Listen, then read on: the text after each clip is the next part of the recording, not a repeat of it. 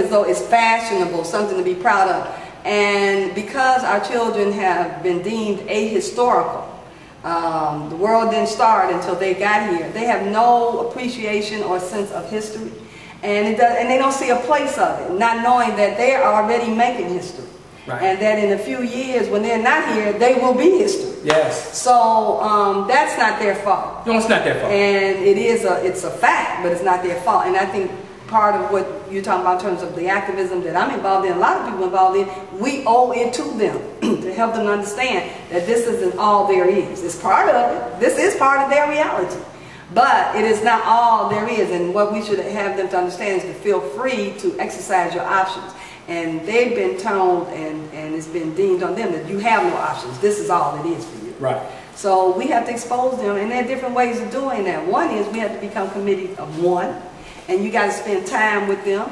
I mean, in this community, since I've been here in this building, there are a lot of young people. This is a highly densely populated area, more than I thought. Babies everywhere. And the developments, the housing developments have nothing on this place. And these are single family and 2 flats all over the place. We're 75th and Dorchester. Right. Right off of Stony, 75th and Stony, 1400 East. Right. And so you're right about that. But let me just say something real quick. You went to high school at Harlan in the 60s, right? Yes. You could say 60s. I went to Finger High School in the 70s. Now, you know, so you saw the Black Power days. You saw the Civil Rights days. I caught a whiff of it on the back end when I was in grammar school. But can you imagine?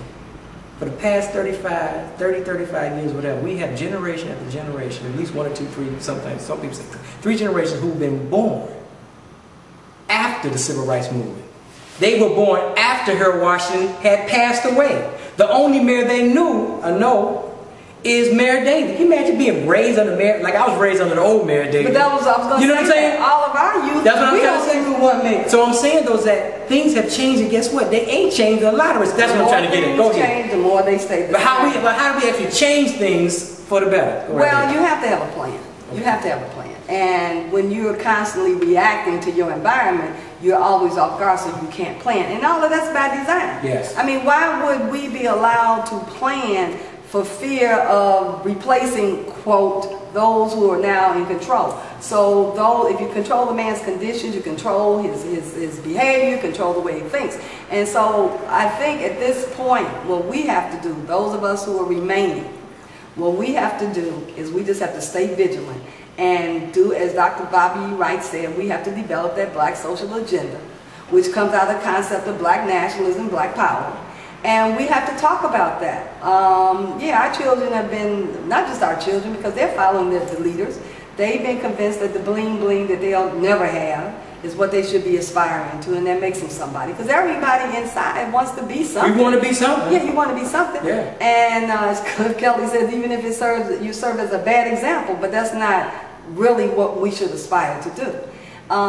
It's a very serious situation, and the longer you allow something negative to progress, the more difficult it is to get out of it. But the first thing we have to do is acknowledge that this is not who we want to be as a people, and that we need to start setting the standards and start the action plan of changing that. The one thing that this age group has is the benefit of history, and I can't stress that. There is so much history in the technology. You can access any information. You can access all kinds of information. I mean, you don't have to just sit in the library all day and go through encyclopedias and books and reference books. That's good. But there's so much they can just start it on the internet and start, instead of YouTubing all the time and MySpacing and Googling, and which ain't a problem if you're looking up information. You know. Well, you know, as we talked about, you know, African Americans and Negroes, whatever they call ourselves now, I always tell people, just in this modern era, what it means to be African American and black has always changed. And I tell the public school students, it's about to change to the point it won't mean anything. Because what it means to be African American has always changed. There was a time, I was born in 1962, Mount Sinai Hospital. Both my parents African American, Negro was on my birth certificate. Mine's on mine too. But the generation before was colored.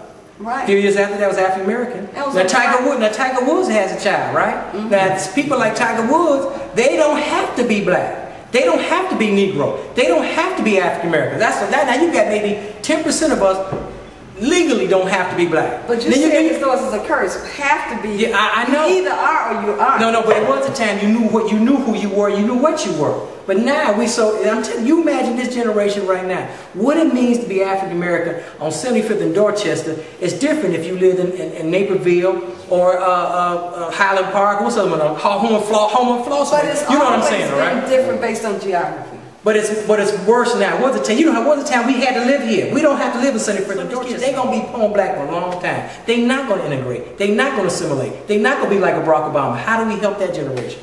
Well, I mean, just because you are not going to be that doesn't mean that it's a negative. I think you have to start with, first of all, wherever you find yourself. Right. You have to at least acknowledge that you have some value and some worth.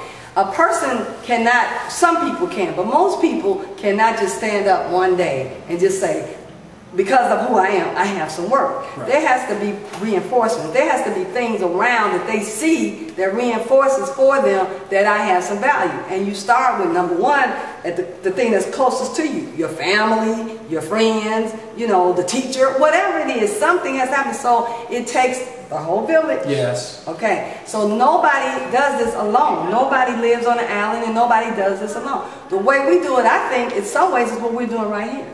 Putting this cafe. You know, a lot of people the come cafe here is 75th and Dorchester. Right, they'll say, wow, do you think the community is ready for this? That's what I told myself when I woke up in here. I said the community is ready for whatever is in the community. Yeah. Okay? And so you say, how do we make them change? I mean, it's subtle. One of the things that we did, we were talking about, was an experiment. There's a barbershop next door, a young man, Gordy's Barbershop. Great guy. He knows a lot of young people in the community. He's a barber because of his past. He can't do other jobs.